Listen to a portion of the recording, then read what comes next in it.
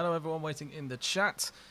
We are currently experiencing a few difficulties with the lobby, so we're just sorting that out, and then we should be able to get right on to it. Just to give you guys a quick update. We're going to be on the intermission screen for just a second, and hopefully we can get all this sorted, and we will be right with you.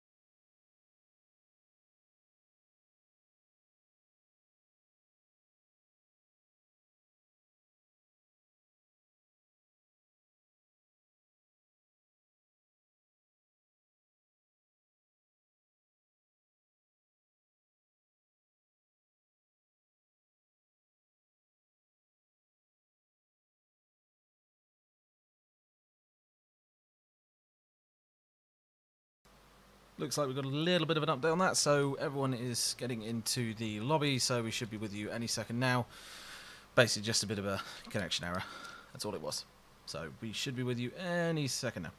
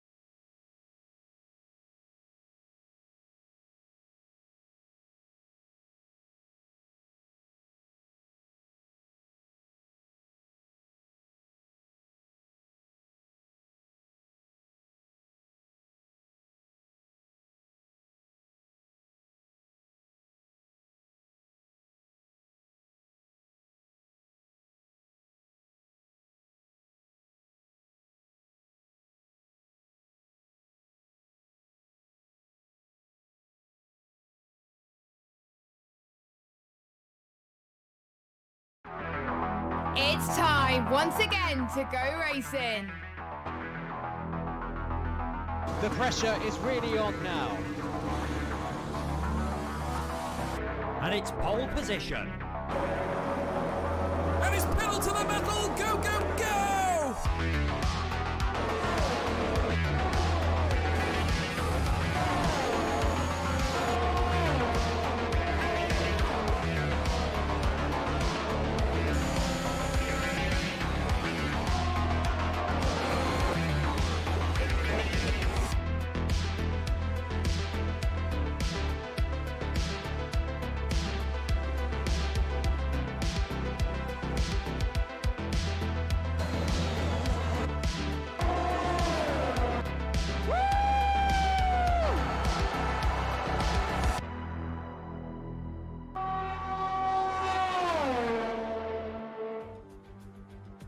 Hello everybody and welcome to the PCF2 round 9 here at Portimao in Portugal.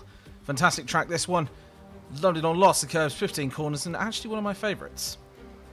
Moving on to the calendar then, we are currently at Portugal, then after this week there will be a break week for Esport Event 1 and then on to Canada. Little bit of info on the track. There is a 33 lap race with a 4.6 kilometre circuit, most likely strategy softs to mediums. And onto the standings, I will bring in the other commentator who is also in the booth.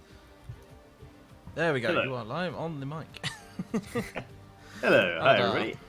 Yes, indeed. Yeah, glad to be back here for my third week here in PCF2. And as you mentioned, taking a look at the standings, it is still, of course, Samuel Bean very, very clear at the top of the order. 74 points currently to his name, with 3 wins on the season so far. Paris Burrell is the next closest driver. He is 30 points behind, and I don't believe he's going to be participating today either. So that just shows you how much of a commanding position Samuel Bean currently has in this stand.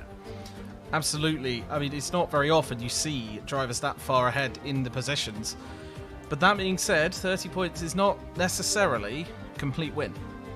No. It's definitely not over yet. So that is definitely the main point, and hopefully it goes to be as close as it normally... Well, it's a load of fun when it goes close, basically. So, we have had a few changes for this week. I'm just going to get the list up so that I can find out, because having 3 models is apparently not enough. So, give me just 1 second, I can get the replacements up. I'm just going to... I'm sitting here with just the one monitor myself, so you can imagine my situation. There we go. So we have a replacement in Aston Martin. Ulas Ozildarim gets replaced by Christian Sendel. Christian Hausmann in Alfa Romeo is replaced by Clenso. Can Akinci? I'm going to mince these. Chan Akinci. Chan Akinci. Hey, There you go. replaced by Simon Perroni, which you could do a way better version of. Andreas Dormeyer, he's been replaced by Gamer62. Paris Burrell is out and replaced by Midnight. Jeffrey Ritchie is being replaced by Luke Smith, and TF10 Bennett has been replaced by Carter Lundy, if I have got those right. So that will be a very interesting one. 3 people going up from the 3, actually, for this, which will be a big one for them. Certainly with Luke Smith, he's very, very quick in that league. And he's actually quite, he is very consistent as well, so that's probably his biggest defining trait for him. It's definitely one of those people who can stick constantly round, and if there is a mistake, it's either he's spun out of the corner or someone has just tiny clipped or had a little bit too much of a battle with him. Yeah. So there should be some exceptionally close racing between him and other drivers, I think. Yeah, indeed. I mean, Vexit, as he'll be racing us today, Luke Smith, he's someone that, one of these drivers that you could expect to be pretty high up the order, depending on how things go, how the cards fall here in Portimao. The drivers have just loaded into the qualifying session. Short qualifying, of course, before the 50% length Grand Prix. But yeah, quickly back on Luke Smith, I just want to say he's a driver that I've seen around and about. He's always been a pleasure to talk to, and he seems like one of these very driven guys, you know. And I want to say driven driver doesn't quite sound right, but you know what I mean. You know, he's one of these guys that will pursue success and has been having a good job of that recently. Nomsi, another driver, also known as Simon Perroni, who'll be racing as Simon Perroni today. He is someone who's been doing very, very well in F3 as well and getting his chance here in F2 today for the Aston Martin team. Precisely, it'll be a very interesting race today. You've got the Haas just currently out on the outlap, owned. Going to be setting if he's going to be putting the rubber down to start us. And onto the track, I'd say this is one of those tracks that's very interesting. Obviously new to this season of the game. It's very fast. It's very hilly, and it's almost like a roller coaster. So it will be an interesting one to see where those overtaking points are actually made for some drivers. Yeah, definitely. I mean, there's quite a lot of... I mean, we've seen in the real-life race around here, we saw a lot of action into Turn 1, even, despite the fact that Turn 1's actually a very, very fast corner. So that is one that if you do see two drivers go side-by-side into Turn 1, and I expect we will, that can end in calamity. You can have a situation where two drivers are alongside one another, and we know the way it tends to work in the F1 games at the moment is if one driver on the inside is slightly behind the driver on the outside and they make contact, the one on the inside who's slightly behind will go spinning around like a pendulum and off the track. So hopefully that's something we're going to avoid, but I'm already getting slight sort of visions, flash forwards to that sort of thing happening in Turn 1. So we'll watch out for that. Hopefully the drivers will be able to steer clear of that one. Getoned has started his first flying lap, and this will be the first flying lap in this qualifying session here in Portimao. Sorry about this, just making sure I'm not deafening all you people at home. Would also be handy. So, yep, just on board with Luke Smith at the moment. Going to run around here. It'll be interesting, as you say, he is quick and he is consistent, but Portimao is one of those circuits that not many people will have race experience on unless they've been racing a lot outside of it, and it's also got incredibly tight track limits. So that's definitely the interesting one. I've just realised that it has turned off my track map. God love it when it doesn't have savable options. There we go. So, riding around with Luke Smith. That is amazingly not... That was not an invalidation. That was very wide for Portimao. As Geton runs across the line, setting the fastest lap. No surprises there. Being the first person out on track. And apparently the game sound is too low. Give me 1 second. So you mentioned that that almost invalidation there. That's the sort of thing, you know, if one driver is aware that there are exploitable track limits in a certain corner, every driver is going to be aware of that. That's going to become the line. It's one thing, you know, that sometimes drivers in the world of esports can drive some pretty illogical lines. You know, the esports line from Baku on F1 2020 is Vexit Luke Smith going to the top with a 1:16.290. He's beaten his teammate Geton, but that lap time from Geton doesn't look terribly representative to me. Johannan going to come through them for McLaren and move Vexit down a peg. So it's McLaren from Haas at the moment, but plenty of drivers still out there on flying laps right now. Yeah, it's not often you get to see Haas in the top three. There we go. Haas being moved down to fourth as Norberto takes third fastest for the time being. And as mentioned in the chat there, Portimao will indeed be spicy. It is one of those tracks that is very fast. It's one of those tracks, as we've mentioned, that the elevation changes quite a considerable amount, which can lead to the car going completely light at points.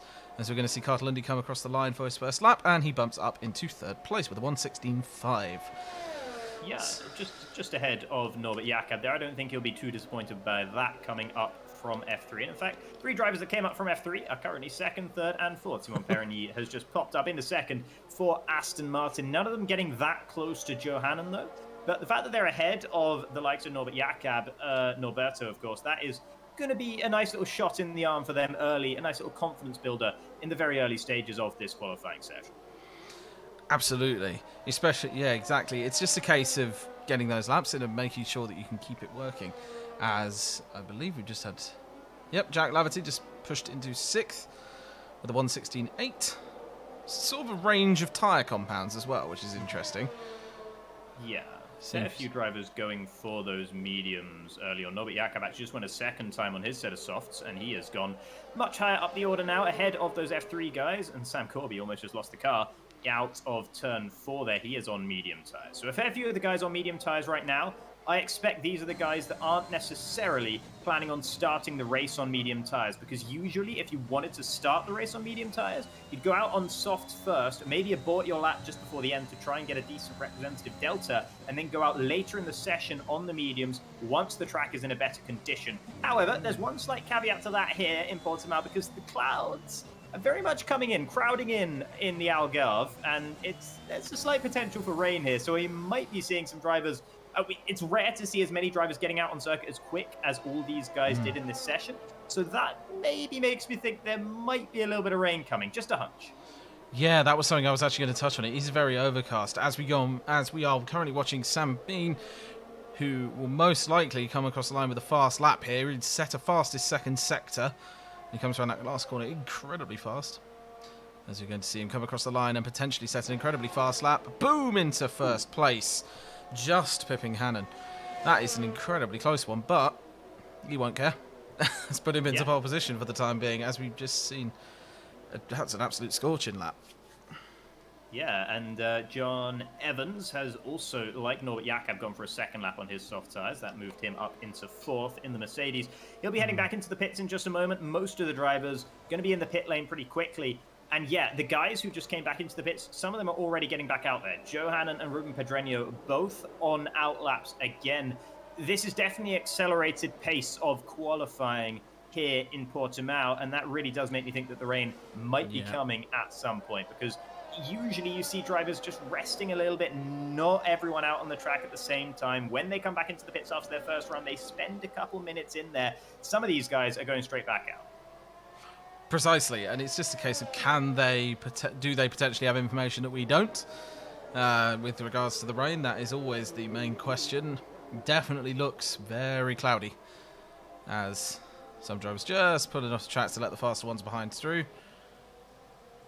So I'm just going around to see how many. This is the sort of time where it gets very hard to find drivers to actually watch.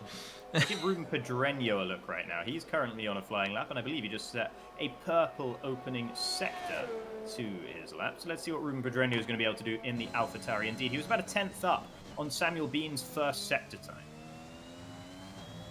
Exactly, as you go on board just towards the latter end of the lap, this corner is always hard to get right, because you could easily bin that off to the right-hand side.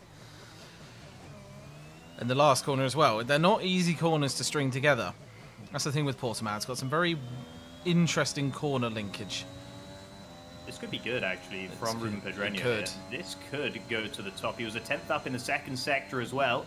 The final sector looked fine to me. He crosses the line, and no, it wasn't fine. He lost a whole heap of time in that final sector there, only coming through into fifth in the end. I wonder if it's a setup differential or something like that for the flat-out speed at the end of that sector. Otherwise, it's hard to explain where he lost all that time. I do think he went a little bit wide into the final sector, and that may have lost him the time. Just a tiny bit of oversteer. And it sort of just over-rotated on him a little bit, and that put him potentially lower down. That's my theory. Sure. But we will see, as we've just seen Lewis Welch go across the line, and go, not across the line, actually, going into the pits. Sorry. We've got Christian Sendel now coming around the final corner. He's about to register his first lap time of the session. He's managed to avoid any invalidations on this run. So let's see him as he comes up across the line now. In fact, no, never mind. Into the pits, as you say. Exactly the same across there. It's a very weird one, as I'm just going to jump on board with Norberto, who is on an outlap. So we could just sit on board for a nice lap with Norberto. That would be an interesting one. So we'll follow him round on his flying lap. Is it just me, or is it actually looking a little bit darker? Yeah, I'd say it's looking a touch darker. I'm as time goes on, I'm getting less and less convinced, because actually, having said that a few people were getting back out there straight away, a few other people did cool off in the pit lane for a little while there. So that makes me think maybe rain isn't threatening by the end of this session. Norbert Jakob, by the way, just got to the end of that first sector, half a 10th up on his previous best efforts, and that was a purple first sector. He's currently about 0.3 of a second shy of Sam Bean's provisional pole time, but that is definitely findable, especially with the track improvement that's going on right now. Precisely, as he's going flying through that roller coaster section. Always love that livery on that Ferrari as well, as a completely random point. I don't know why, but that is just a lovely livery. Is moving out of the way ahead of him. He's coming around. Johanan with the fastest lap, 1:15.928. That came out of nowhere. Yeah. Second lap time on that set of tyres as well. Let's see if Norbert Jakob's going to be able to do anything about it then. Norberto coming around that final corner, the Hungarian in the Ferrari. What's it going to be from him as he'll open up the DRS and cross the line? to move into third, up 2 positions for Norberto, but not able to crack the 115s, and that's where you really need to be right now if you want to hang with the very fastest guys. And that's certainly going to be a tall order for the F3 guys. That's one of the things. I mean, Luke Smith, to be fair, right up there, along with Carter Lundy. To be honest, those guys are racing solid midfield times. Oh my goodness, as I say that, Luke Smith with the 1:15.889, blimey, prove me wrong. That is it's insane. As Jess just put in the chat, poll predictions. Well, I mean, there you go. So maybe. It may be Luke Smith, considering that he's just broken into the 1:15s quite considerably, might I add. That's a lot of time cut off of Johannon's time there. Yeah, that is, considering everything was sort of stagnating at that 1:59 mark, a lot of drivers not even able to get close to that. That is a real statement lap time from Vexit, aka Luke Smith. Let's see if Neon, his stablemate, is going to be able to do anything about that. No, he's actually backed out of his lap. Tom Martinez backed out as well due to an invalidation. Some of these drivers are going to be struggling towards the end here. I think that was Dylan Warren on his second run on that set of tyres that just managed to go up into fourth. So he's going towards the sharp end. But still, no drivers in the 1:16 zeros. A lot on the 1:16 ones and a couple on the 1:15 nines. There's just a bit of a gap between the front three and the rest of the field right now. Exactly, as I'm just going back through the field to see if we can find anyone who's potentially in it. Luke Smith, though, was going very quick on his last lap, but... So Lewis Welch might be one to watch here. Yep, just gonna... Yep, that is a purple second sector from Lewis Welch, and that could be an interesting one. I'll be amazed. They're starting to pull down those 1:15s. As he's just about to come round onto the end of his lap. We shall see whether he can make that count. Snip and tuck with Vexit on the sector times. And there it is, 1:15.846. That is again just a full... Blimey. That's still quite a chunk taken off at that point. Yeah, that's, just over 0.04 of a second, almost half a tenth. Nabbed there by Lewis Welch, who is on a real hot streak at the moment for Alpine. Won the last race, was second in the race before that back in Austria, but he crossed the line in first. It was a post-race penalty that dropped him back down into second. So without that penalty, he could have been on 2 race wins on the bounce. He is the driver with the most momentum in the field right now, and he's looking to make good on that with this qualifying session. Let's take a look at Sam Bean, because he is on a lap. I think he might have actually backed out of his lap. So he wasn't happy with the way that one was shaping up. No, he wasn't, as Tom Martinez jumping up into 8th. I believe he just moved up slightly. Yeah, second lap on that set as well. Many drivers actually finding enough grip on the second time round on their softs. Exactly, as we may see that was a little bit close for comfort with regards to obstruction. Daniel Bean's lap. I don't think he's going to improve this lap round, but I have, of course, been proven wrong. Yeah, he's just setting himself up here. He's going for it right now, gunning it, trying to get the best run possible. Actually, trying to head back into the pit lane, I suppose. Samuel Bean, interesting. Wonder what that decision was all about. We have 5 drivers now into the 1:15s. John Evans has joined that club. He didn't actually gain any positions, I don't think, but he's up there in 5th. In that 1:15 bracket. So that's good news for him. He has been another driver that's been pretty good to watch in the most recent few races. He's been having a good run of it. I'm really surprised to see Sam Bean coming back into the pits, not going for one more lap. I guess he just wants to make sure he's out there at the very end of qualifying. And he wouldn't have had time to complete a flying lap, an in lap, and then get his out lap done before the end. Exactly. We've only got 2 or 3 drivers out on track, and I'm not entirely sure if Martinez will come back into the pits. He will. So we've got 2 drivers and outlaps, 3, 4, 5 drivers and outlaps now. It looks like we're going to see those final last gasp runs to just try and eke that even more speed out of their cars before the end of qualifying. Yeah, what we're seeing right now is the 2 Alfa Romeos running on a different... Ooh, that could hurt, actually. Clenzo actually just tried to set up his lap, crossed the white line on the left-hand side, and invalidated this and next lap. So he did get the next lap ruined, and that could be a real bummer for Clenzo right now. He's yet to register a proper lap time in this session, and he was just trying to set up his lap, and it just feels so awkward when you get that invalidation on your out lap that ruins the next lap as well. Exactly, which means he's got to get through this lap and then go for it, which I guess gives him an opportunity to get those lines nailed when it comes to this lap, but it may still put him off, and that's sort of the thing you don't really want right towards the end of qualifying. As I'm just going to jump on board with Mr. Fitz here, Jari Fitz. Yeah. He's got a purple first sector, I believe, so we shall see if he gets a purple-blue and then a purple-blue. What is my brain today? Extraordinary. A purple 2, it rhymes. Indeed, yeah. Let's see that for Jari Fitz. Doesn't look like he's going to get that purple-blue because he's backed out of it entirely. So let's see who else is out there. The two McLarens, they've looked lively in this qualifying so far. Dylan Warren, Joe Hannon, Luke Smith is also on a flying lap. They're all very close to each other on track. They're going to cross the line in the order. Warren, Vexit, Hannon, one after the other as long as they keep their laps going. All three of them in the conversation for pole position right now. Dylan Warren hasn't managed to crack the 115s yet, though. As we're going to keep an eye on Warren then as he goes around towards the line. Just got to hope they can all keep their cool, make sure they actually get round in one piece, and also without any penalties or slowdowns. It's not always fun when you come into traffic, as there is quite a lot of cars out on circuit, as we see Mr. Warren putting in a purple lap, purple sector 2. And the question is, can he make it through this traffic ahead of him and keep that purple pace? That's the question. You see him coming around. Vexit just hit a car. He just hit a Mercedes. No front Who was wing. that? Was it John Evans?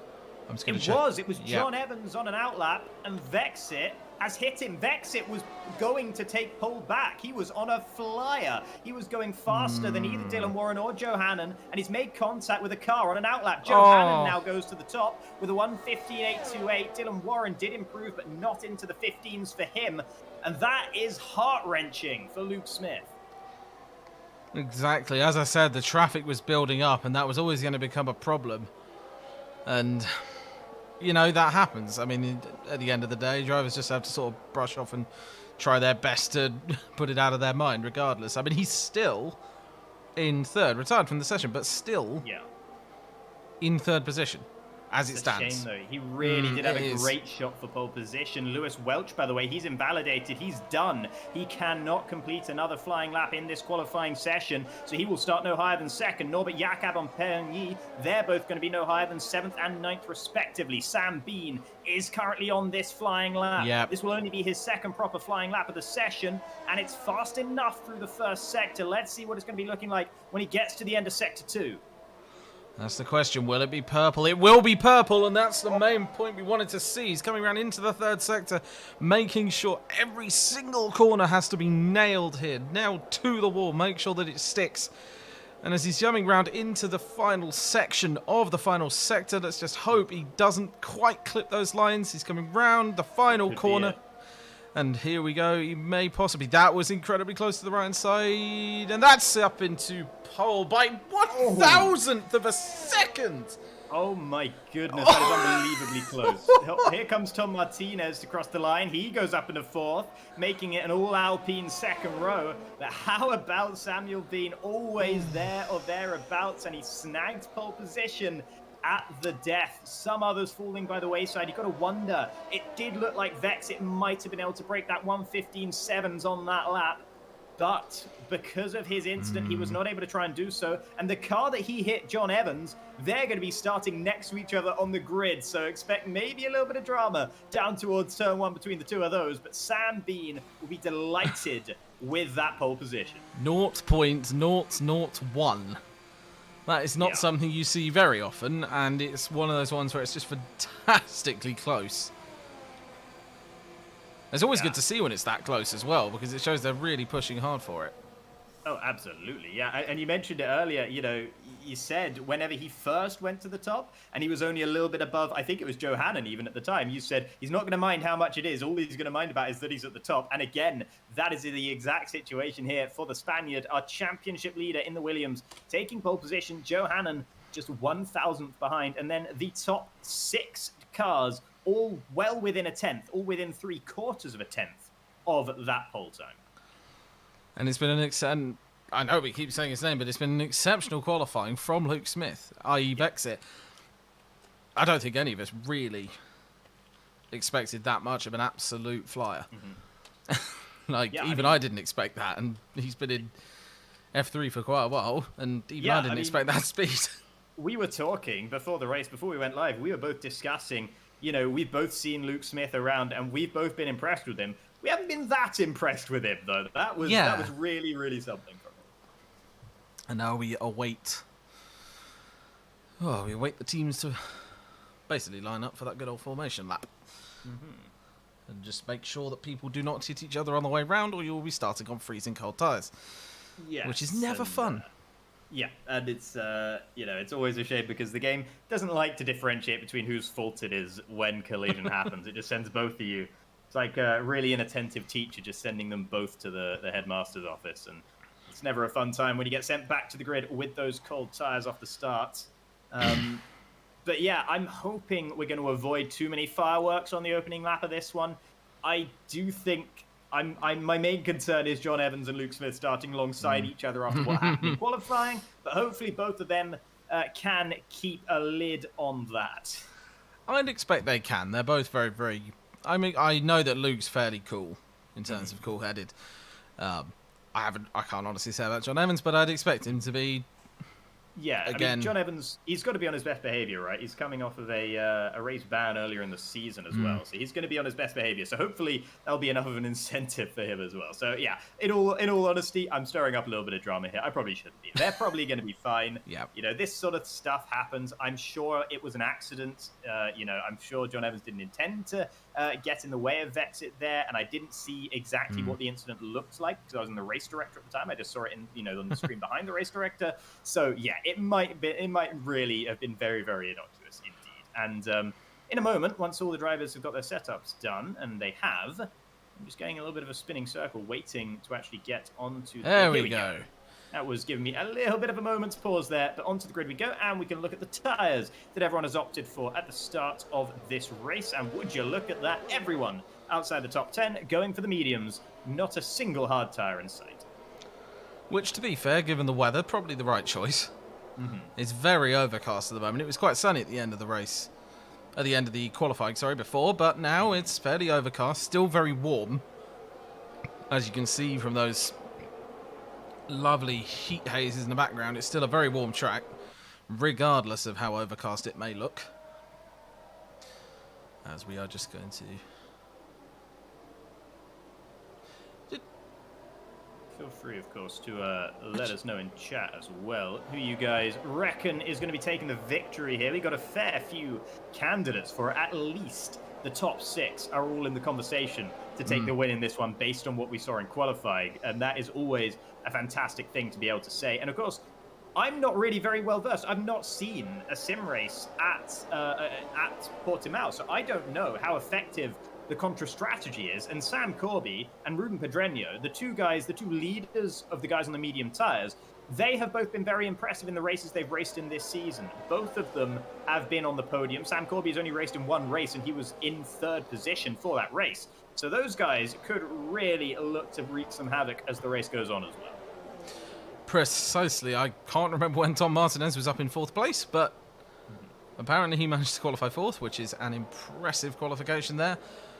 So basically, there's your top 5. That will be a very interesting start as well. It's whether Luke Smith gets that start. Same with Evans. Those two will want to be in that. And I believe we actually have a tiny bit of the D word.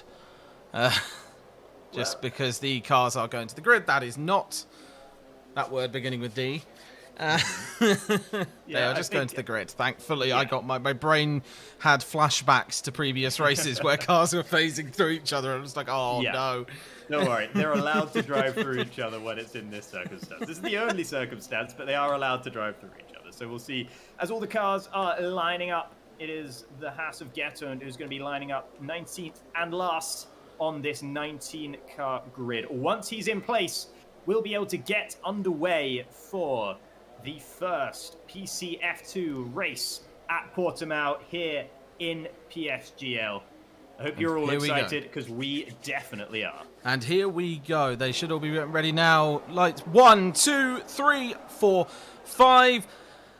And they are away. And the main question is, can they get a good start? By the looks of it, Samuel Bean's got an excellent start. So Swash behind. We've got the Haas of Luke Smith going right towards there. Not much drama going on at the back there. Luke Smith pushed incredibly slightly off the track. And so far, quite clean between all the cars behind, even if they are racing wheel to wheel consistently.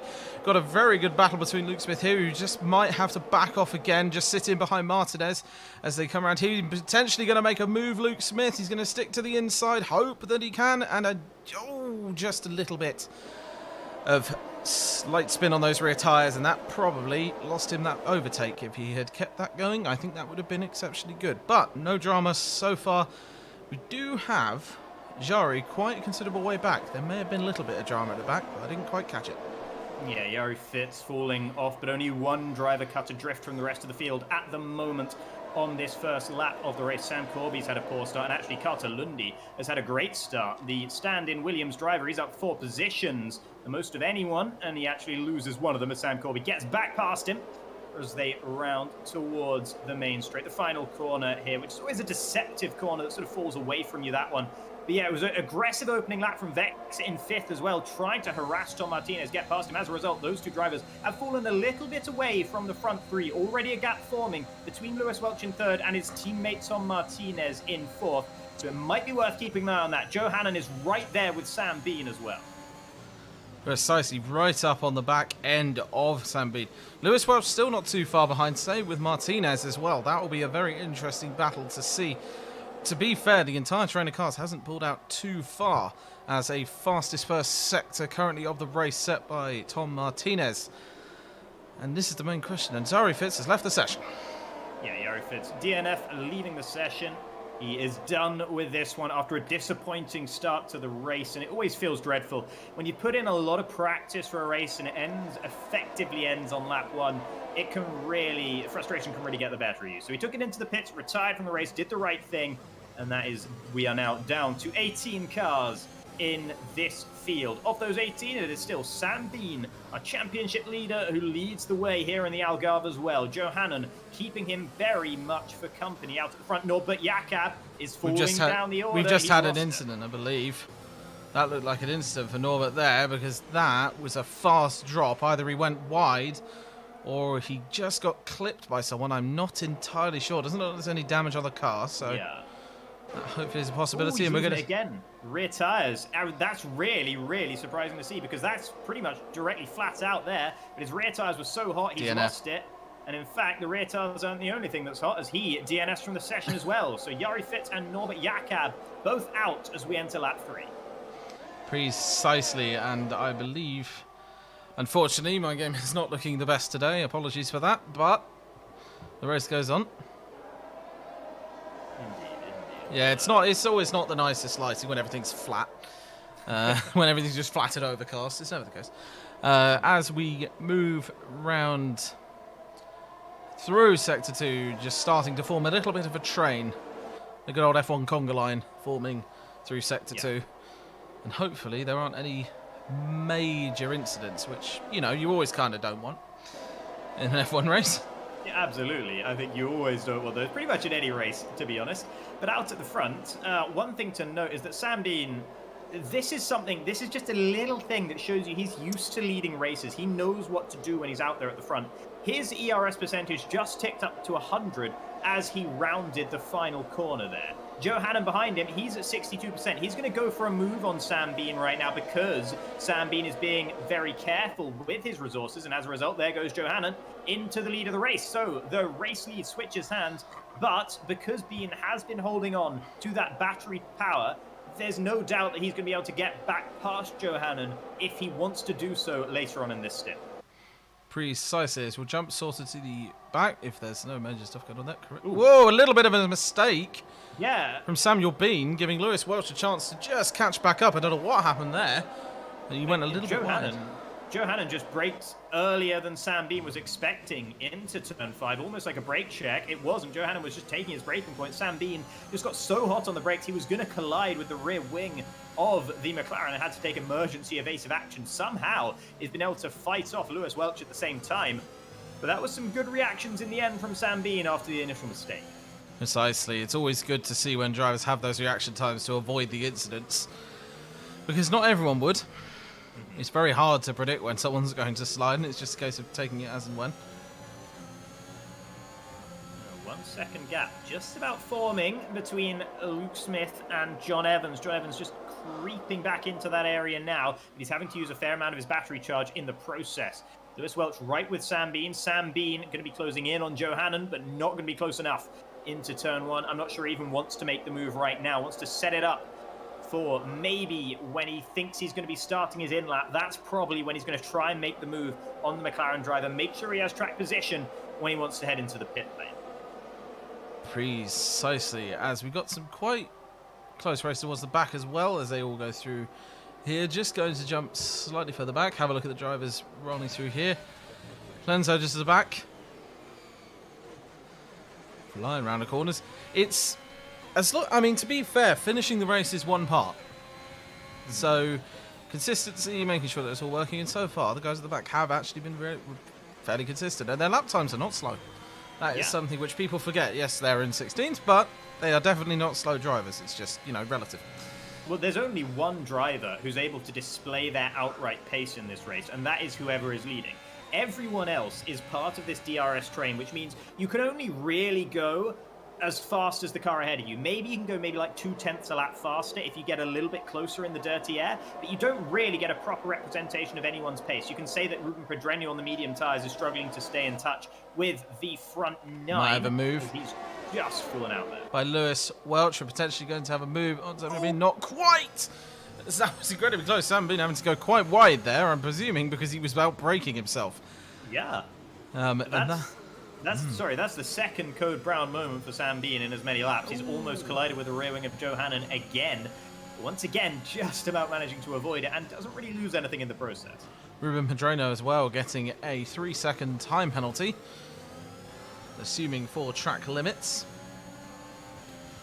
As come around these corners is getting quite bunched up at the back of the race, actually, with drivers starting to have a few small spats down towards the lower part of the track. Lower part of the grid, sorry. Everyone incredibly close through the roller coaster. There's Johannan. Interesting to note here, sorry, that the medium tyre runners, for a long time, until this last lap, they were all part of the same DRS train that the front runners were. Everyone in the field was within 1 second of one another when they entered lap 6, or when they were about to finish lap 5, sorry. Then Ruben Pedreño fell just outside of DRS range for that straight, and he's just fallen away at a rate of knots ever since then. It's been almost a second on this lap alone. So if the medium tyre runners want to stay in contention, they're going to have to do what Sam Corby is doing and get past Ruben Pedreño. He is the cork in the bottle right now, and they need to hope that Sam Corby can lead them to better fortunes. Looks like at the very back, Clenzo has now retired from the session as well. He was also struggling for pace. So both Alfa Romeos and one Ferrari out of the race on lap 7. As get owned in the background, we may just have a diving move in the background there from, I believe I see people overtaking Carter Lundy. May have been a switcheroo, but we're not entirely sure on that one, as there is a yellow flag in Sector 1. Who is that? That's just the retired car of Clenzo. It's come back out of the pit lane. Didn't need to, but it's going to be all right. I don't think that's going to cause any sort of safety car, virtual safety car, anything like that. Just going to pull off the side of the road and retire. But yeah, Jack Laverty getting the better of Carter Lundy in that battle, which makes it 2 AlphaTauris, one right behind the other. And Sam Corby, having got past Ruben Pedreño, he is stopping the rot for the medium tyre runners. He has not fallen any further behind the guys on softs than he was a lap ago. So he is doing a good job of trying to keep the Contra strategists still in the game. And we have a quite considerable line of cars. John Evans just being caught up by Dylan Moore, and I don't think it's going to be enough to make the overtake. As Samuel Bean, that's going to be huge. 3-second time penalty, multiple warnings again, most likely track limits. I would be surprised if that was anything else. As Dylan Moore gets a slight bit of a tank slapper rolling there, and that's not going to be great for Samuel Bean. He's going to have to work basically his socks off for the entire race now, because that's going to be very difficult to pull back. Yeah, and I don't doubt that Sam Bean is probably the best driver in this field week in, week out. I don't think he's necessarily good enough to be able to develop a 3-second gap by the end of this race on the rest of the field, given how close this entire field is. He's going to have to play an absolute strategy blinder to be even to escape this DRS train that you see at the front. When they come into the pits, the gaps will naturally start to form a little bit. But if he pits on the same lap as, for example, Lewis Welch, then Lewis Welch should just be able to stick with him to the end of this race. He should be fast enough to maintain his DRS gap to Samuel Bean, and therefore effectively should be in a good position to try and win this race, provided Joe Hannon doesn't manage to stay out in the lead, which at the moment there's no reason to believe he would. Precisely, as the cars get that DRS run down into turn 1, starting to get to the point in the race where it doesn't entirely matter, that DRS now, because no one's going to want to send it this far through the race unless they have a very good reason to. As WR Neon gets a 3-second time. Lots of 3-second time penalties today. As I was stating before, though, it is a track with incredibly strict limits. As Simon apparently goes down the inside of his teammate, can't quite make it stick, and that stays about the same position. I'm not sure how that could have worked.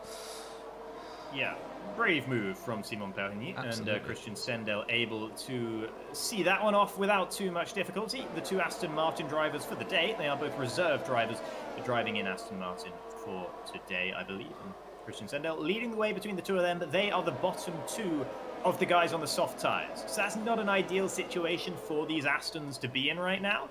They would definitely like to be a little bit further up this train of cars, but that is much easier said than done. Lewis Welch is really close behind Sam Bean, and Sam Bean just had a really poor run onto the main straight. He almost lost the car under traction, and here comes Welch. And this is going to be an exceptional run down into T1. They've both got DRS, of course, which means they're both going to basically be about the same speed, and I'm not sure how that's going to work. Who's going to brake later? That's still incredibly close through there, and this is a great battle between these two drivers. Yeah, Sam Bean actually managed to outdrag Lewis Welch down that straight because he was still in the slipstream of Joe Hannon. Lewis Welch pulled out of Sam Bean's slipstream to try and drive past him. He's going to try and do it again here. Once again, just much better traction in the Alpine and sends it around the outside of turn 5, the hairpin. It's very, very tight on the exit. He has to try and accelerate on the curbing, and that's never an easy prospect. And as a result, Sam Bean is able to maintain his grip on second place, but that grip is getting sweatier and sweatier right now as Lewis Welch is piling on the pressure. Precisely, and whether he'll cave to that pressure is another question. Given that penalty, it's going to be in the back of his mind. It will potentially make a difference to his lap times when it comes to thinking about it, but the racing so far has been excellent. I see no reason why it will not continue to be. To be honest, it's been a fantastic battle up in the top.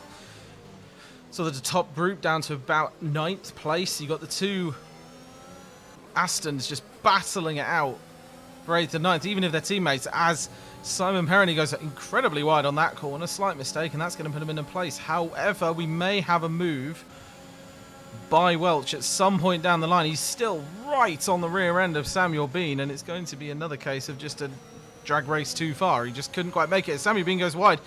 And there's not going to be a move down into that corner. That would be a very speculative move, but he could potentially get better exits. I think that's what he's going to be going for. He's going to be going for the better exits to corners, as he is going a lot faster than Samuel Bean in that corner. Perfect defensive move by Samuel Bean, just to shut the door before it could even open. And then I think he'll be happy with that, though. He'll be happy with forcing Sam Bean to go defensive to compromise his exit. There's just not enough straight, not enough flat-out section on the exit of each corner for Lewis Welch to quite get the move done. And Sam Bean, to his credit, despite all this pressure, he's still sticking within DRS range of Joe Hannon. And Joe Hannon has been absolutely blitzing his battery over the last couple of laps. He's down in the 20s right now. As we had a very big slide from the car in front of Lewis Welch. And it's going to be incredibly close. It's a case of, can he just keep that DRS? Because if he can, that's going to be a run down the back straight. And he's definitely got the cornering speed on Samuel Bean, and that is definitely an overspeed, but that DRS is the main important thing. He's got the speed. Can he make it count? This looks like he's potentially going to make that move, and he can't quite. As soon as you just dive out of that air, it doesn't give you the speed boost that it normally does. But somehow, and arguably I think this is the case, by battling, they are actually going faster than Joe Hannon. Indeed, yeah, I think that's partially due to the battery deployment on that last lap.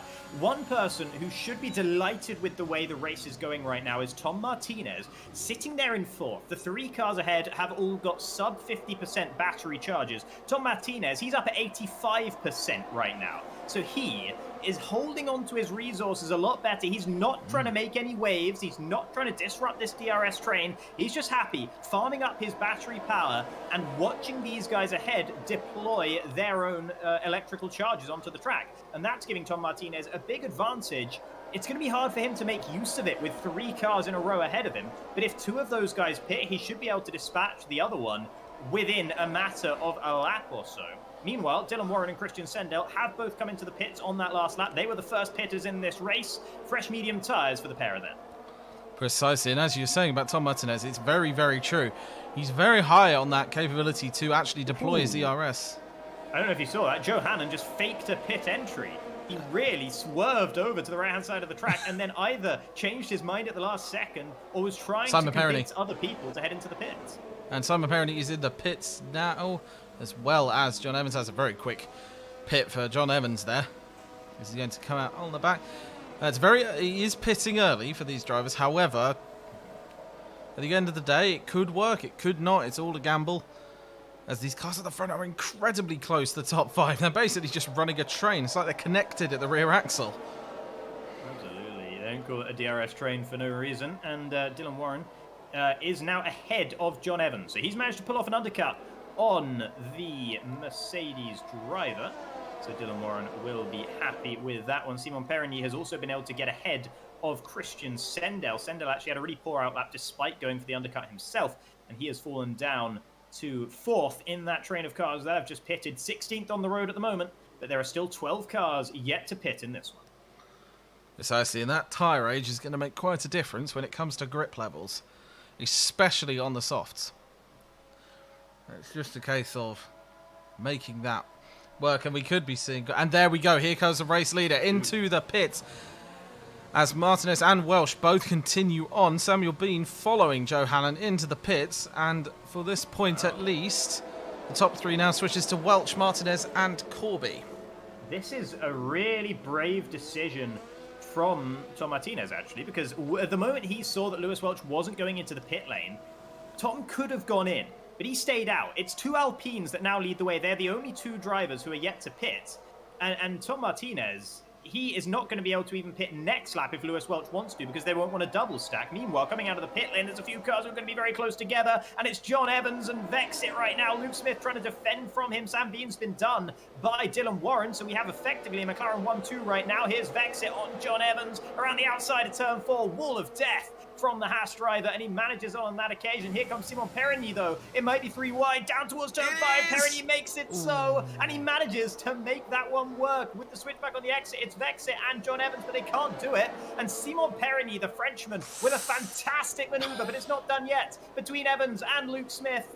And that has been spicy since qualifying, but John Evans is the one who emerges on top in that one. And that's a fantastic battle. I'm not entirely sure the pit strategy will pay off for these guys who are now down at the bottom of the field, but they're certainly not for the want of trying. They're really trying to keep those positions. I mean, it could end up very well for them, but we will have to see on that front. Welch's pit. Race leader for a lap, Lewis Welch, is in the pit lane. And as I said, Tom Martinez then has to stay out yet another lap. So he's going to get undercut by a lot of these guys. And I don't know if he's going to have enough freshness at the end of this race to really justify the decision. Where's Lewis Welch going to come out? Precisely, and that is the question.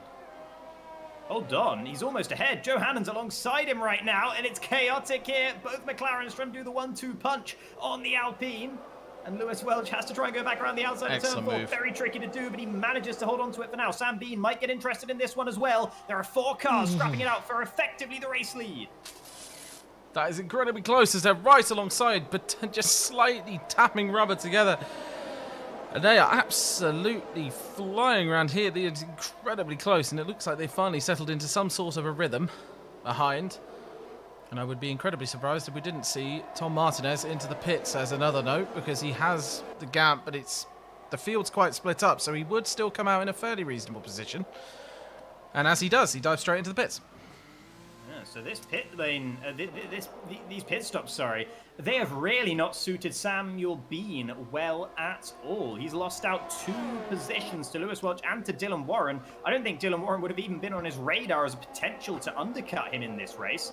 Tom Martinez in the pit lane. Let's see where he's going to come out relative to these guys. Johanan leads them round to commence lap 16 as they head down the main straight. This is going to be incredibly close as Martinez now gets the full power. Can he make it count? No, he cannot. That was incredibly fast-paced, right out joining as that McLaren is going to go around the outside. Potentially the Williams too. And he's not going to make it easy. That is for certain. Bumping together there.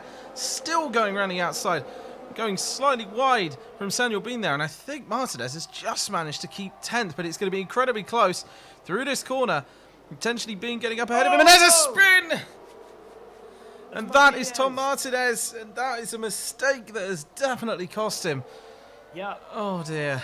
No contact with another car. Tom Martinez clunked that inside sausage curb on the inside of that hairpin, and it sent him round. And that is such a shame, because he was really setting himself up into be a decent position. He had fresher tyres, and he hadn't lost out as badly as I feared he might in terms of positions as a result of pitting later, but now he's really up against it. A podium no longer on the cards for him, barring some kind of chaos from the rest of the field. And I'm not entirely sure whether that was a spin or a tiny bit of contact, but regardless, he ended up going round, and that's the main point that comes out of all of that. And it is going to be gutting for him. Regardless, that is not a nice way to exit. He was doing exceptionally well, considering that he made the pit stop and still came out in the top 10. Yeah, absolutely. He would have been very happy when he saw where he was, but then immediately very unhappy straight after that. Perigny picking up a 3-second time penalty there. He's currently battling with Sam Bean over 11th position, and that is quite something, because when these guys came into the pit lane, Simon Perigny was in 9th, Samuel Bean was in 2nd, and now they're right together on track. Precisely, and those drivers up at the top 6, all on 16-lap-old mediums, they will have to pit at some point. Ooh, Neon's out. Neon's round, sorry. He's lost the car. Don't know if there was contact. Doesn't look like a place where there would be contact. No. But Neon has gone spinning around, and this might produce some sort of fireworks for the cars behind, because they're going to catch him a little bit sooner now than they would have done otherwise.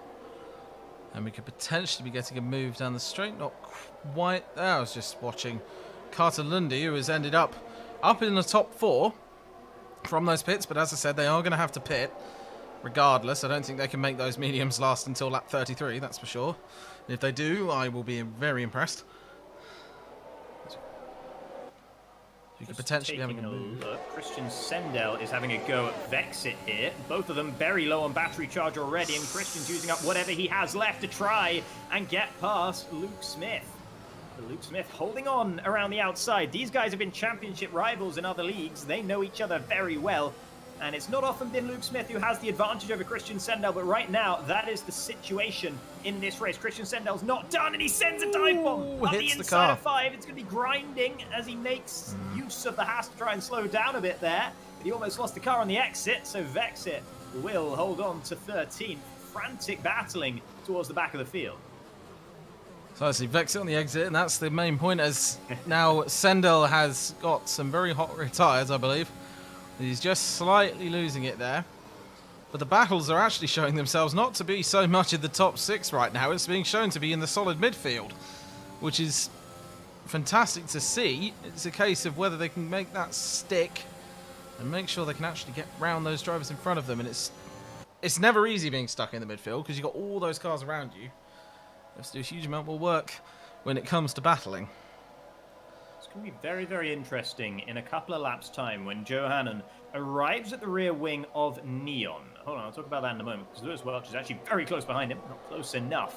So I'll go back to it. Johanan, when he gets to Neon right now, in a couple of laps' time, maybe even sooner than that, if he can find the opportune moment to pass Neon and then have Neon hold up the rest of the cars behind for a lap or so, that might be what Johanan needs to actually break this DRS train, which he's not been able to do at any point in this race so far. Bad news for him, he's down at 25% battery charge, whereas Lewis Welch is at 75%. So even if he does break the DRS train, I would imagine that the rest of the cars would be able to close back on him just because he doesn't have the battery power to keep that gap maintained, even if he does manage to get it. But watch what happens between him and Neon here, because that could be very impactful for the race to come. And they are definitely getting closer and closer, and I'd expect they'll be roughly within the range they need to be by the end of the lap quite easily. Yeah, I mean, Neon might pit and might ruin my whole hypothesis here. We'll see. I think he Neon might. would lose less time by pitting right now. Jack Laverty is going to be the first of the medium tyre runners to head into the pit lane. We'll see if Neon follows suit in just a moment. And Neon is not going to pit, as Samuel Bean gets the fastest lap of the race so far. And this is certainly turning out to be an absolute cracker. It's mostly the strategies that are turning out to be interesting. Because we've seen so many strategies next to each other, as we are looking at quite a considerably close race between Samuel Bean and Dylan Warren. Back here, potentially getting incredibly close. Who's going to get the better exit out of that corner? Neon going very wide, and Neon has dropped back, and there it is.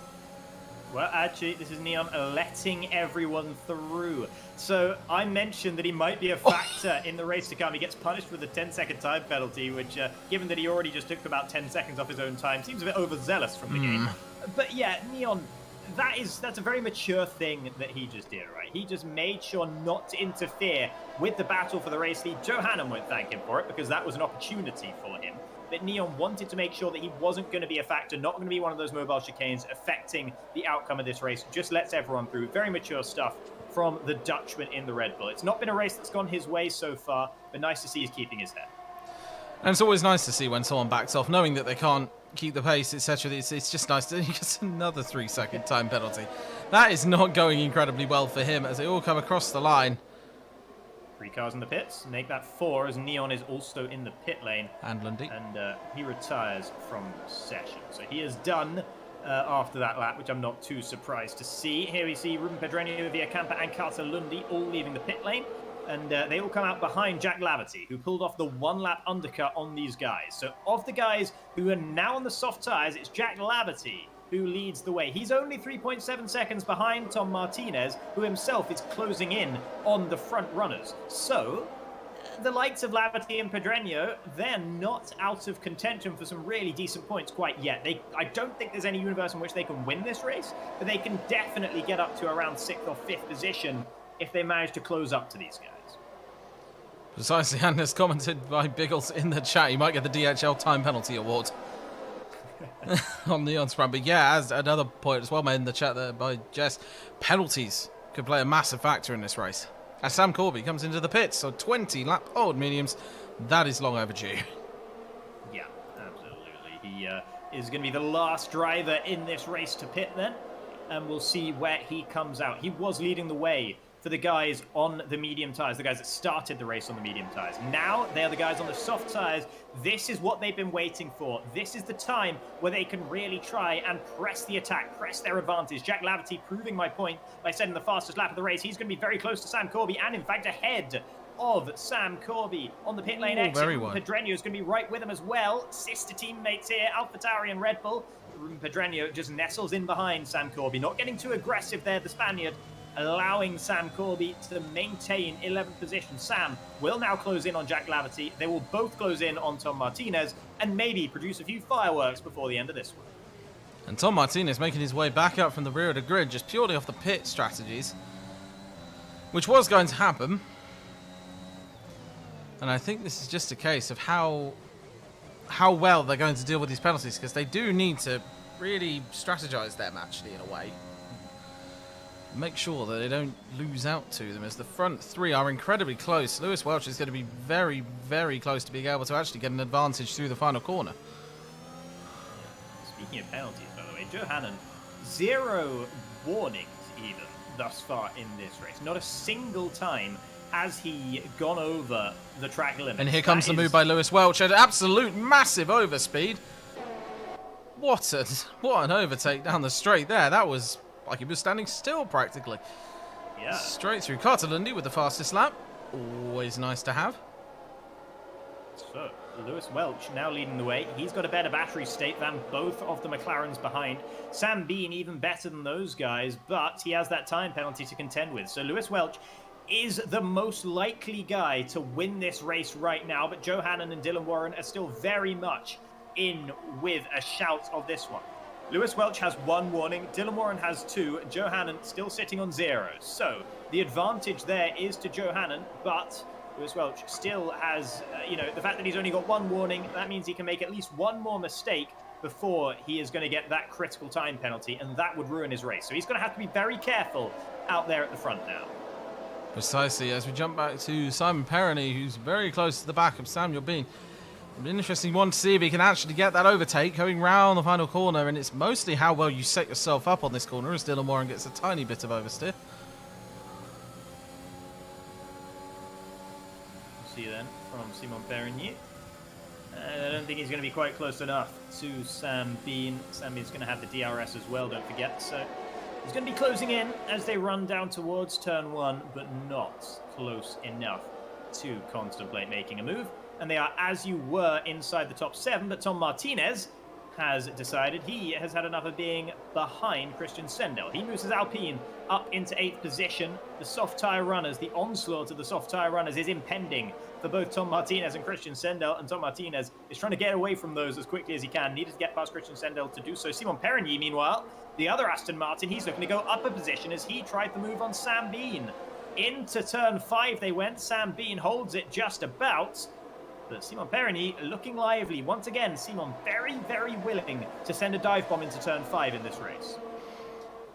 And you've certainly got to have some guts to do so, because it's not the easiest corner to actually get your acceleration right. As he's going to come around here, and he's going to have a very good run. Hopefully, if he can get that power down, he'll have a great run onto the final straight. As we will see if he can. Joe Hannon actually just took a much tighter line in that final corner as well than Welch, so that's not going to help him on the run. That's why Lewis Welch been able to build up that gap to about half a second by the time the DRS opens. Precisely, as we've got Warren behind Hannon here, both running roughly the same. Currently, both with the McLaren 2 and 3, which is always great to see. Yeah, McLaren's just as in real life, having a great time here in PSGL right now. Joe Hannon and Dylan Warren 2nd and 3rd, and they would, I think, take that if you asked them at the beginning of the race if they wanted that. But now, I think maybe Joe Hannon will want that race win. He's come very close, he's been leading the majority of this race, and he will feel that this race win really ought to be his. And I think he does deserve it, to be honest. If I'm going to be giving an opinion there, I do think he deserves it. I mean, all of them deserve it, quite honestly. Yeah. It's one of those races where to be honest, this few penalties around, especially Portimao, it's not the easiest circuit to avoid penalties because, as I say, the lines are so tight. Even in the real races as well, they're really strict on those corner cutting rules. Yeah, and for Joe Hannon to not only not have any penalties but not even have any warnings, I agree. That is something really, really special at this circuit. It's a new circuit. The drivers don't know it as well as they know the other ones. And they'll know where the track limits are, though, and Joe Hannon is doing a great job of evading those when he needs to. He's getting very close behind Lewis Welch into turn 1, but he didn't want to make that move. Neither of them deployed battery power on that occasion. Meanwhile, Sam Corby's getting past Jack Laverty. So Sam Corby is once again the guy in control of the charge for the Contra strategists. A few laps left to go in this one, and Sam Corby is right there with Christian Sendel and Tom Martinez. He'll hope that Christian Sendel will fall just outside of that 1 second margin as he's threatening to do, because that'll make it easier for Corby to get past and get on with trying to chase down the likes of Luke Smith and John Evans for 6th and 7th positions. And Luke, excuse me, and Luke Smith sticking right on the back of that leading pack, definitely not losing any time when it comes to that group, which is again mighty impressive. To be keeping that, but as we say, we know he has pace. We know he has definitely got the skills for it as he goes. As soon as I say that, commentator's curse manages to do a nice little tank slapper and go off to the right. Hopefully he'll keep his position. He does, but that is going to put Tom Martinez right on the rear bumper of Luke Smith, and that is going to be an almighty battle. I think Tom Martinez will just get the speed on him. And Yeah, Smith goes Vexit. really well. Whoa, that entrance into the pit. What a move. Yeah, that was, I think, Luke Smith trying to get out of the way of Tom Martinez. As meanwhile, at the front, Oh, he's Johann retired. and Lewis Welch are going for the battle. Luke Smith actually retiring from the race, as you mentioned, but Lewis Welch just holding off Johann there. Joe had a go at him around the first few corners, that initial Sector 1 complex. And yeah, that's really gutting to see Luke Smith retiring from this race, because he could have been on pole, perhaps should have been on pole. And he was driving a perfectly good race up until that tank slapper. It only lost him a couple of seconds, but it was enough for him to feel like he did not want to be participating anymore. It's a shame, but he did give a good account of himself in terms of his raw pace. Absolutely. And I mean, it's just that, yeah, that really was commentator's curse. Yeah. As Via Camping gets a 3-second penalties. But yeah, it's a shame because he was racing really well. And if he continues to the end, then he might have actually got a fairly decent position. But at the end of the day, it is up to him, of course, how he feels with it. Yeah, and of course, as a reserve in this league, I suppose, you know, even if he's just there, able to get like a 7th place finish, you know, that's nice. But the points aren't going to matter. He's not in a championship battle. He's not really in the championship standings here. So I think just that lack of extra initiative to keep him in the race is what has seen him retiring. The two McLarens are very close together on track as Via Campers lost it in the final corner. But let's see, back up at the front, Sam Bean also right there with them. They are absolutely nose to tail. It's throw a blanket over them kind of stuff right now. But Lewis Welch has a little bit of an extra gap. So Joe Hannon, Samuel Bean and Dylan Warren, the three squabbling cars just behind. Simon Perroni trying to keep as close to them as he possibly can, but he's falling just a little bit away. John Evans has been just hanging on with his fingertips to the DRS train. Tom Martinez is actually closing in on these guys. So is Sam Corby, who's coming along with the British driver in the Alpine. And just judging by how Martinez is driving, we could be seeing an absolute stormer coming back into the front group. But he's only got a few laps to do it. It's not many left now. I don't think he's going to be able to get back into the top 5. But I always like being proven wrong. I always like being proven wrong. Absolutely. And, you know, every time I see, you know, if I'm ever going to criticize a driver, I'm always going to say, go out there, use that as fuel to prove me wrong next time. And we'll see. It's, yeah, always good when the driver can pull off something unexpected, prove you wrong in one way or another. Right now, Joe Hannon and Dylan Warren, they're going to have to prove me wrong in my assertion that Lewis Welch has this race under control at the moment. He's got better battery charge than Hannon, slightly worse than Dylan Warren, but only slightly worse. He's weaving down the straight to try and break the slipstream to Joe Hannon, so he's still feeling the pressure from the car behind. Meanwhile, further back, Sam Corby has got past Tom Martinez. Up into 7th place he goes, and he is now approaching this train of cars. He can see the race leader. Unfortunately for him, there's only about 5 laps remaining in this race, but he can see the race leader. He's less than 3 seconds behind him now, I think. Just over 3 seconds behind the race leader. And he's going to be closing in on them. Better tyres to the end of this race for Sam Corby. Jack Laverty is doing his best Sam Corby impression, having got past Christian Sendel on that last lap. But he still has Tom Martinez between himself and the Red Bull driver. And the question is, this front 3 is stuck together. So will Hannon and Warren be able to capitalise on any mistakes Welch might make? Because he hasn't been making many. But I'm not going to jinx that. So, as they come round into the final section, they're all so close. The racing in the top group here is so incredibly close that it could go any way with a slight mistake. That's all it takes. Just one mistake, one missed corner, one slip of the pedal. That's all it needs. Yeah, and that's something that I think you can sometimes just underrate is, you know, when you see drivers driving in a DRS train like this, doing such metronomic lap times, they are fighting so hard to avoid making mistakes. 99% of drivers on this game would have made many mistakes. They would have fallen well out of this DRS train. It can look easy sometimes when everyone's just sitting there in that train, but I can trust you, it is anything but easy. These guys are really having to fight for everything right now. And Sam Corby is fighting to try and get in that DRS range of these guys. His charge has faltered a little bit as his soft tyres are now 7 laps old. He's starting to lose some of the freshness in those, and as a result, struggling to close in on John Evans ahead. And by losing that grip, it does also give the opportunity for Martinez to have some opportunity to actually get back past him. Because mediums versus softs, I mean, it's going to be getting close towards grip levels there now, but I mean, it's not the furthest off, and it's definitely going to help. Yeah, and Tom Martinez has the freshest mediums of anyone, don't forget. So if anyone on the medium tyres can do it, it would be him. And that's not great news for Sam Corby, who'd rather be focusing on the cars ahead than worrying about the cars behind. He is now in DRS range of John Evans as they'll cross the line to start lap 31 of 33. There's not enough time for Sam Corby to try and get this race win, I don't think, unless some chaos happens. And speaking of which, Johanan, he's right there with Lewis Welch. Oh, but he just didn't want to make that move. Once again, he just had his nose under the rear wing of that Alpine. It's very, very nip and tuck between these two guys, both at about 27% battery charge. This is now anyone's game between Johanan and Lewis. He's making the move. Sending the move into turn 5. Can you believe that? The audacity as Lewis Welch tries to come back up and under, but he doesn't get the traction. And Johanan takes the lead of this race. And that's amazing to see. That guy's been battling it for the last goodness knows how many laps, right towards the end of the race. Literally 2 laps almost to go. And he's up in the lead, but he's still going to have the pressure of Lewis Welch on the back of the car. And I would say we haven't seen the last of this battle yet. That is for absolute certainty. It's interesting. Usually you see the car in second waiting until the beginning of the final lap to try and make that move. Johanan got impatient, wanted to take the position back as soon as he possibly could. Let's see. Looks like Lewis Welch has had a good run out of that final corner. Better than Dylan Warren, at least, who's still there in third position, and he's got a much better battery charge than those 2 front runners. So don't forget him. He could still be in with a chance of this race win. Johanan is getting closed in on by Lewis Welch. Lewis Welch is going to have the move into turn 1.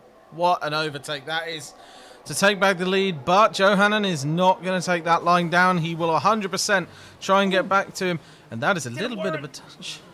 Dylan Warren tried. It was an emergency maneuver. He didn't really want to overtake Johanan, but Johanan was earlier on the brakes than Dylan Warren imagined, and he had to make evasive action to the inside of turn 3 there. Managed to do so, thankfully. That could have been the end of both McLaren's races if they'd just made a little bit heftier contact there.